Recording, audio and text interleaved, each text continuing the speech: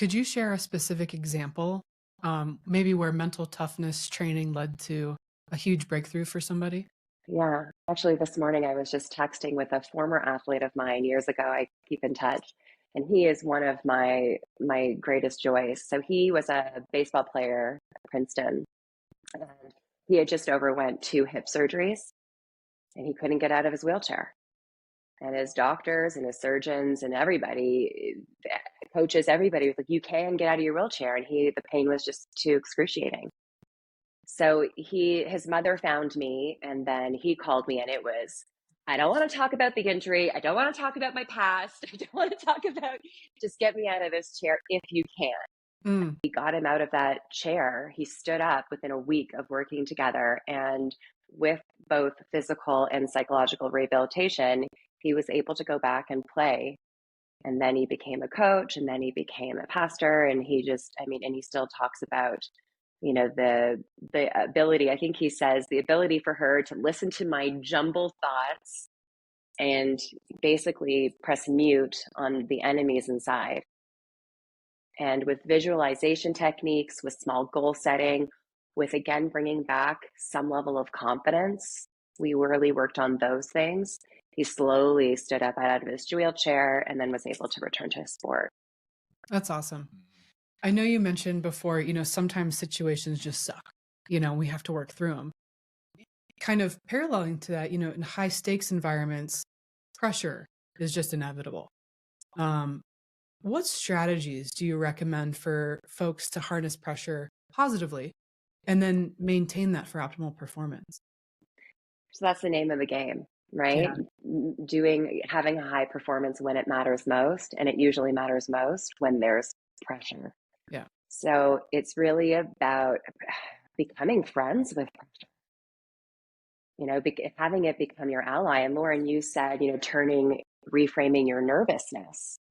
Mhm. Those butterflies can be swarming all over, out of control, right? And you can't get a hold of them, or you can.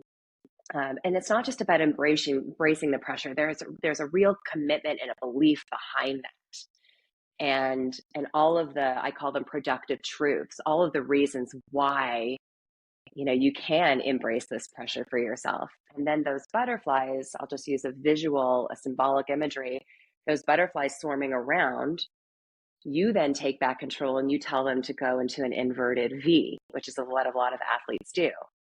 And why do birds fly above in a V formation? It's fast, it's efficient.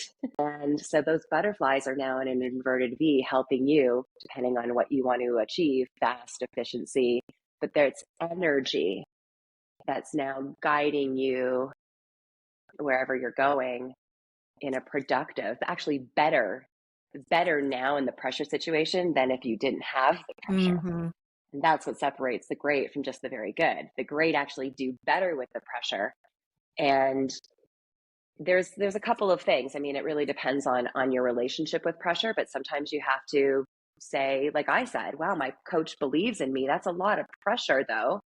He must, I must be doing something right. And then you think about all the ways you can perform well. Or like you said, it's because you care. It's not only because you care, it's actually because you care and because you believe you can do something. Mhm. If I show up to I don't know, maybe it's like a martial arts class, I'm not very, it's not my sport. I'm not going to feel a lot of pressure. I'm not going to feel, because I don't have a lot of confidence in it. But if I show up on a ski mountain and people are coming to ski with me and they heard that I'm great, that's pressure. But that pressure is because I have confidence in myself. Sure. So they go hand in hand. So, how would you advise people to manage and overcome self-doubt, um, and to excel in their abilities? This may sound interesting. It's a lesson that I learned. So my mentor coach, probably the only person in this world that if she says jump, I'll say how high. Um, she was listening to me one day and she looked at me and she said, okay, so you don't believe in yourself. Join the club. Like, so what? We Mm, all have get over self it. doubt. Yeah. Get Yeah. over it. So what? And I know that our top athletes on cameras, many of them will say, you just got to believe, and you do. But I have never met a single athlete who at one point in their life doubted, even if, right, even if it's like the championship, Yeah. there's a little bit of doubt. Yeah. So it's normal human experience. Let's not, the self doubt isn't the catastrophe.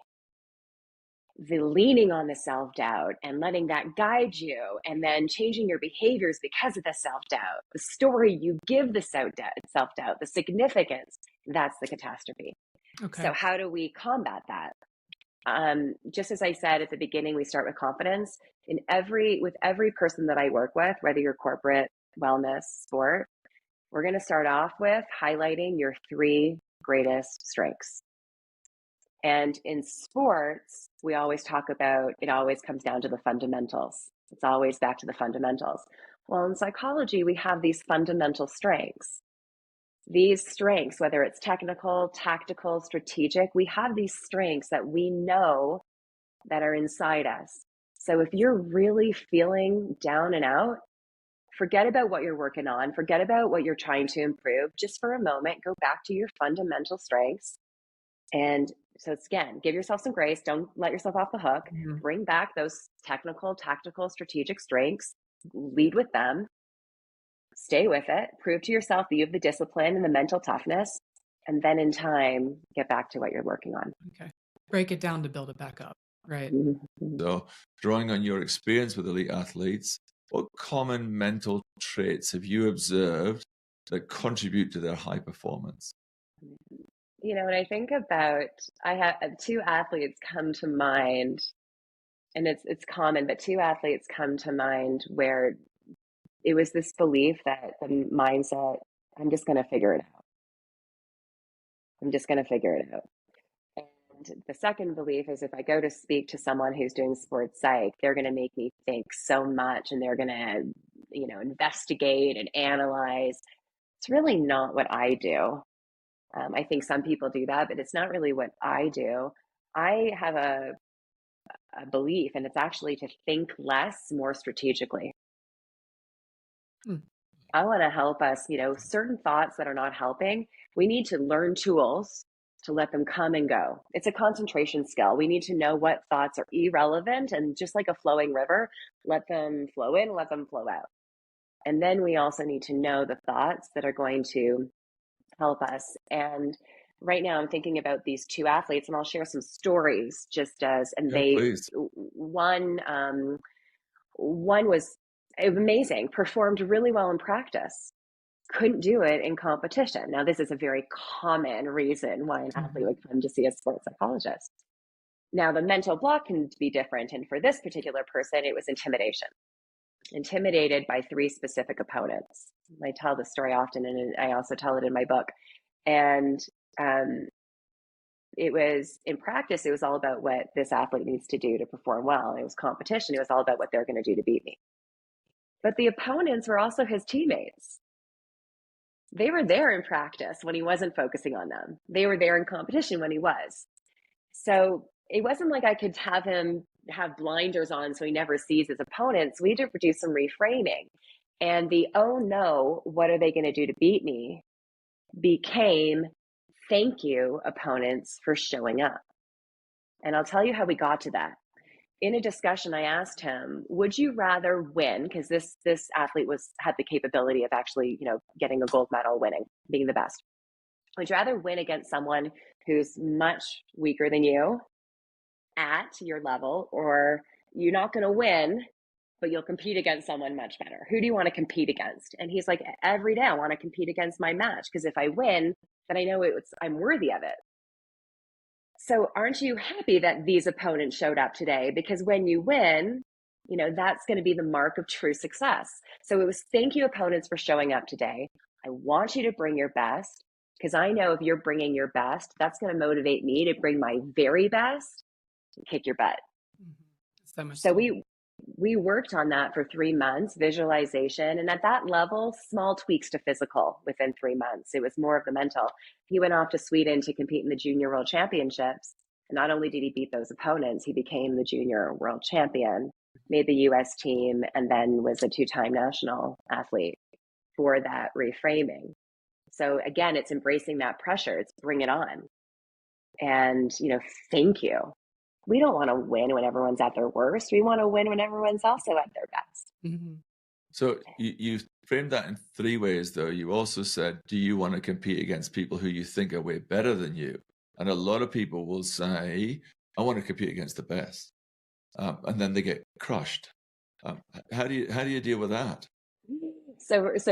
Well, how do you deal with that scenario? Yeah. Yeah, you have to know what you're going in for. So the reframing would be for me, this is so cool. This is Mhm. cool for me Lucky to to have be the here. opportunity. What can I learn from them? There's this thing in performance psychology called vicarious experience. It's a self-confidence tool. They can do it, so can I. So what have they done that I can learn from? It removes the jealousy, it removes the envy, it removes the unnecessary, unrealistic self-doubt when you're playing against someone better. And then when you're with someone who's much weaker than you, instead of having a bad attitude, well, maybe you're the one that's going to role model. Yeah. Yeah. And maybe you're the one that's going to teach. And what a great opportunity for you to really finesse, strengthen your fundamentals in that type of situation. All Yeah. competition is good. We just have to know how to embrace each one.